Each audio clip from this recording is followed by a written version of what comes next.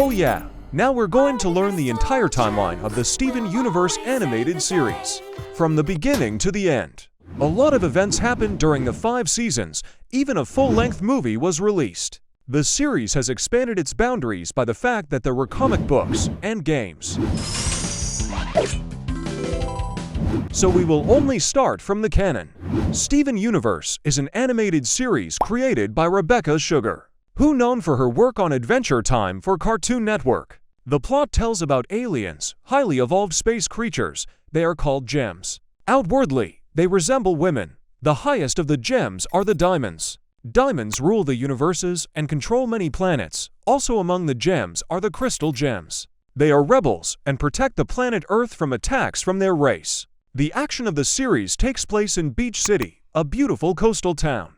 And the main character is Steven. He is half human, half gem. His father Greg Universe is a human, and his mother Rose Quartz is a gem. Steven is the only one of his kind. He inherited some magic abilities from his mother, which he is gradually learning to use. His mother, Rose, gave up her physical shell to give birth to Steven, so he was raised by his father. When Steven got a little older, he moved to crystal gems for training in the magical stuff of the gems. The gems consist of a team. Garnet, the leader of the crystal gems. After Steven's mother Rose gave up her physical form in exchange for Steven's life, Garnet became his mentor and helped him develop his gem abilities. At the beginning appears titanically calm and a bit wordy, but after some events became more open and cheerful.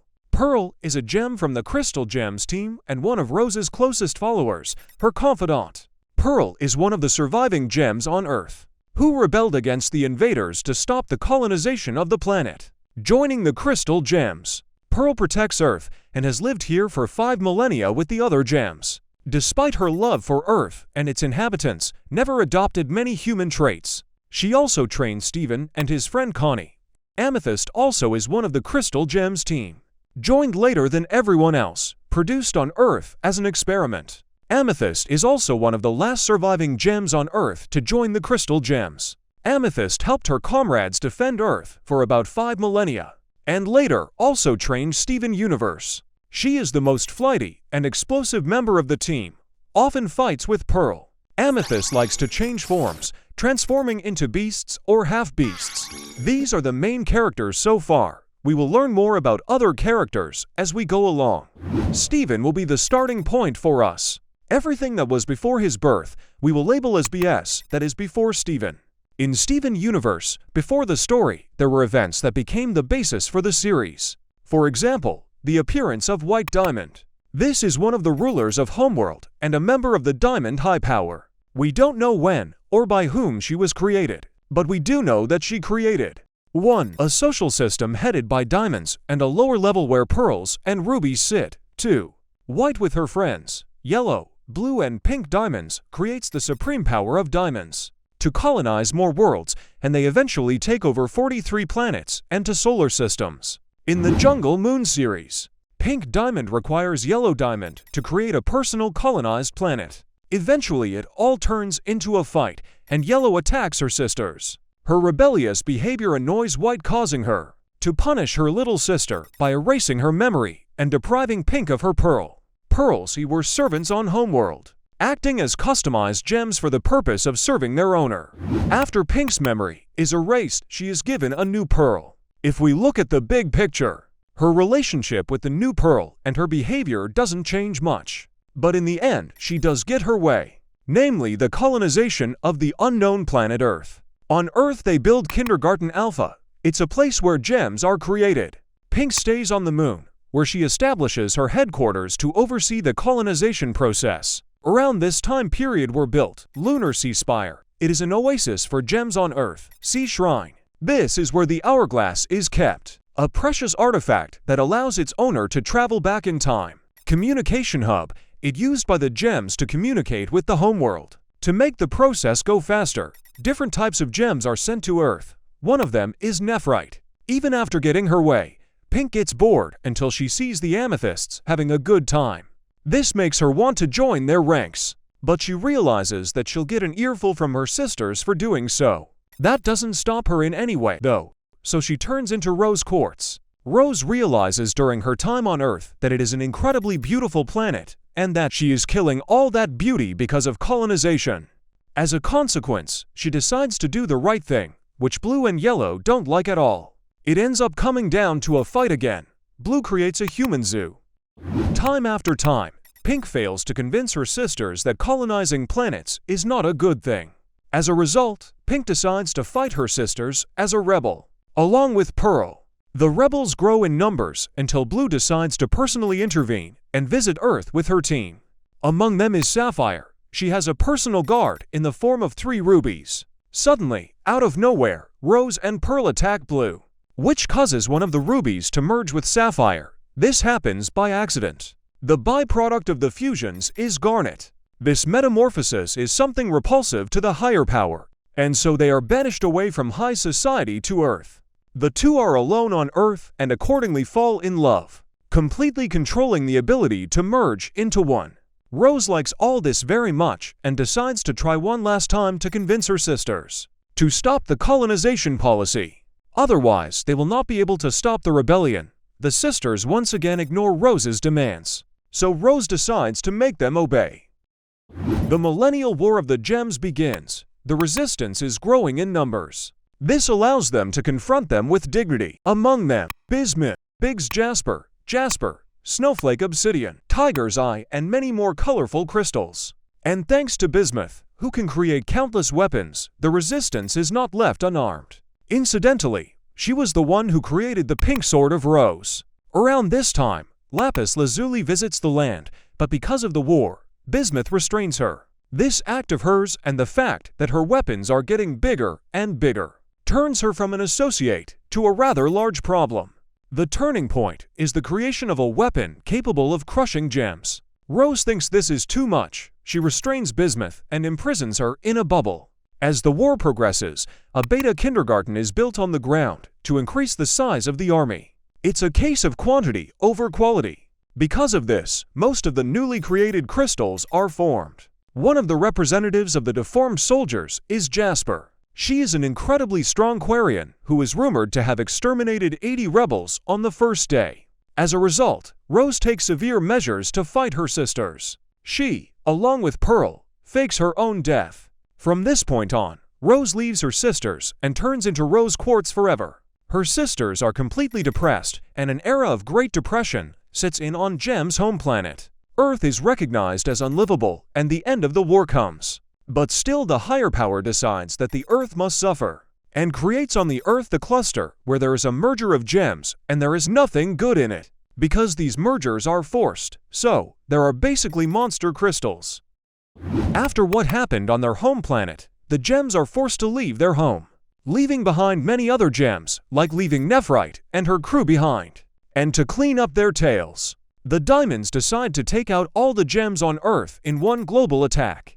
But this does absolutely nothing to kill them, just turns them into unconscious monsters. And no, don't worry, Rose manages to create shields in time and save Pearl along with Garnet. Besides them, Bismuth, who was in the bubble, and Lapis Lazuli, who was imprisoned in the mirror, do not undergo the metamorphosis. As a result, they decide to lay low and build the Crystal Temple, which later becomes Beach City. On their home planet, due to resource depletion, the newly created gems become smaller and smaller. Because of this, they are forced to resort to technology to compensate for their size, one of which is everyone's favorite Peridot.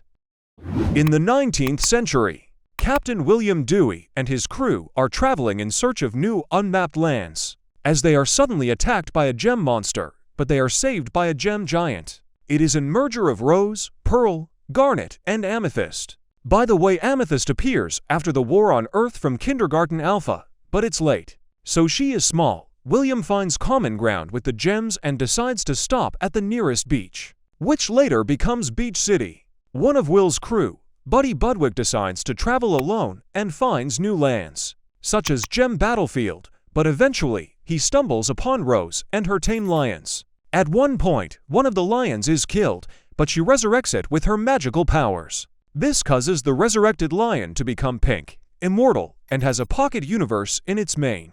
There Rose keeps all the artifacts valuable to her, a secret from the other gems.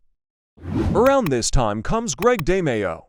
a guitarist who dropped out of college to make his dream come true, namely to become a rock star. After changing his last name to Universe and buying a van that will become his home, Greg finds a lame manager and travels around the states doing gigs that no one comes to. Well, except for Rosa. Eventually they fall in love, and Greg decides to move to Beach City to be closer to Rosa. Later he decides to get another job. Greg gets a job as a car washer and later becomes the owner of the place. 10 years later, they have a son, Steven. In order for him to survive, Rosa had to say goodbye to her physical form. She also gave him her gem, which is in his umbilical cord. Rosa's disappearance affects Greg and all the gems greatly, but in the end they decide to raise Steven together. The beach house becomes part of the gem temple, so that Steven spends more time with gems and crystals, and so could learn how to use his powers, which he succeeds in doing after a year. During this same time period, Steven meets Connie at the beach, where he finds Connie's glow bracelet, but he decides to put it in the fridge in case he meets her again.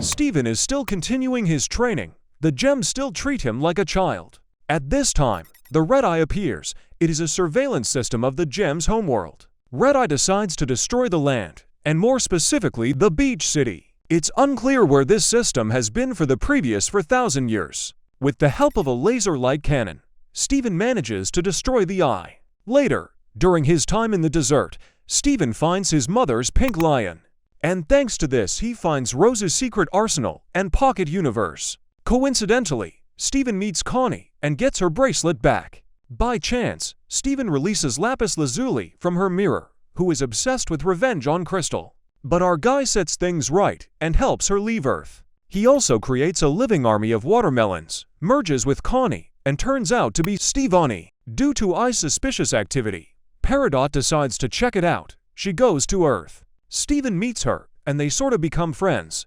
Afterward, Jasper arrives on Earth. She captures all the crystals, except Steven, and the gems manage to win.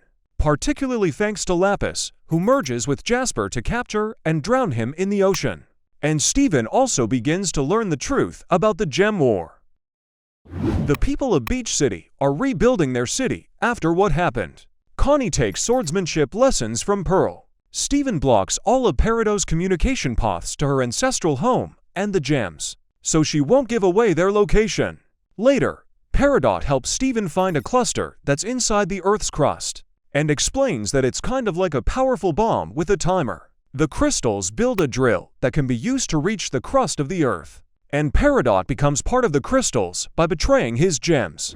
After reconfiguring the cluster, the crystals are divided into two groups, Steven and Peridot in one, Garnet, Amethyst, and Pearl in the other. While the first group is sent even deeper to the cluster, the second group of crystals goes to Watermelon Island. They have established their own civilization. Steven can communicate with them telepathically. On the island, the second group stumble upon Malahite, who is the product of a merger of Lapis and Jasper, who drowned, if you forgot. They end up rescuing Lapis, and Jasper leaves the land. At the same time, the first group manages to completely neutralize the clusters. After rescuing Lapis, Steven helps her get settled on Earth, finds her a barn, after which a couple of minor episodes later, Jasper returns to Earth again. Steven and Amethyst manage to connect, and they kick Jasper's ass with a yo-yo. It is Smoky Quartz's weapon.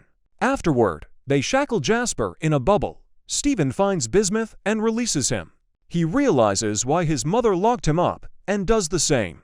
Next, the rubies come to Earth for Jasper. Steven learns that his mother destroyed the pink diamond. Then Steven and Ruby are captured by the bubbles and sent into space. But he is brought back by the crystals. Steven starts having strange dreams, and he and his father go to Korea to find answers where the blue diamond is. That's where Pink got crushed. By the way, Blue kidnaps Greg and sends him to the human zoo. The crystals follow him to rescue Steven's father, and thereby stumble upon an entire civilization of humans. For the first time in his life, Steven sees other diamonds, which are very huge. Meanwhile, people are disappearing on Earth. Steven discovers that behind this is aquamarine, a gem of the homeworld, sent to replenish the collection of the zoo. Later, Aquamarine notices a pink gem that is in Steven's stomach. Aquamarine concludes that the pink diamond is in front of her. since it is hard for gems to understand the process of human reproduction. Because of this, she kidnaps him and takes Steven back to the gem's homeworld. On his home planet, Steven discovers that Lars is an Earthling, who also arrived with him and the gem at random. A little later, Steven is judged for Rose's actions, because they think that Rose is in front of them. But Steven does realize that his mother had nothing to do with Rose's death. This is thanks to Zircon defense. When this is revealed, in the heat of the moment, Steven and Lars escape. They find the outcast gems. They are chased by the Robinoids, who kill Lars. But Steven's tear turns him pink, and his hair as well, as the lion's mane becomes the pocket universe. And yes, Steven resurrects. Thanks to the pocket universe in his hair, Steven leaves. Lapis leaves Earth and takes his barn with him, and Lars gets close to the outcast gems on the ship. But later he is visited by Stevani through the pocket universe, and they end up in Jungle Moon, where they learn more about Rose's past. But eventually Pearl tells them the whole truth about Steven's mother, that Rose and Pink Diamond are the same person. By the way, Garnet and Amethyst also learn the truth. Eventually Ruby and Sapphire, who also know the truth, decide to have a proper wedding. And Steven gives Bismuth another chance to attend the wedding. But during the wedding, diamonds appear. Lapis, who appears after the diamonds, drops the barn on them. But the diamonds fight the crystals, and when there is no hope left, Steven shows his astral body. This causes the diamonds to stop attacking. A little later, the crystals and diamonds go to their native land. Steven is greeted by White Diamond. Yes, she is alive. White treats Steven as Pink, since she thinks he is Pink Diamond, and banishes her to her room. Except it's not Pink, it's Steven. White Pearl says it's the beginning of the third era. But that doesn't sit well with Steven, as he doesn't want to be Pink. The crystals also disagree, because of which Yellow imprisons the crystals and locks up Stevani. Steven is imprisoned through the watermelons and signals Bismuth, Greg, Peridot, and Lapis for help. For the first time, Yellow and Blue decide to help Steven and try to convince White that the land is a good place and there is no need to destroy it. But White doesn't like this and decides to do it her way after all. Bismuth and the team beat it in time, but still White is very strong. She captures everyone and takes the pink gem from Steven, hoping to get Pink back, still not having the slightest clue how a human works. This leads to the appearance of Pink Steven, his astral form, who explains to White in his bass voice that he is not Pink and returns to his former form. Things get better for the gems and they return to Earth. After a while, Steven finally gets a full neck. And so, as the final notes of the heartwarming soundtrack faded into the background, the story of Steven Universe came to a close. It was a journey filled with love, friendship, growth, and the ever-present message that it's okay to be yourself, to embrace your flaws, and to spread kindness to those around you.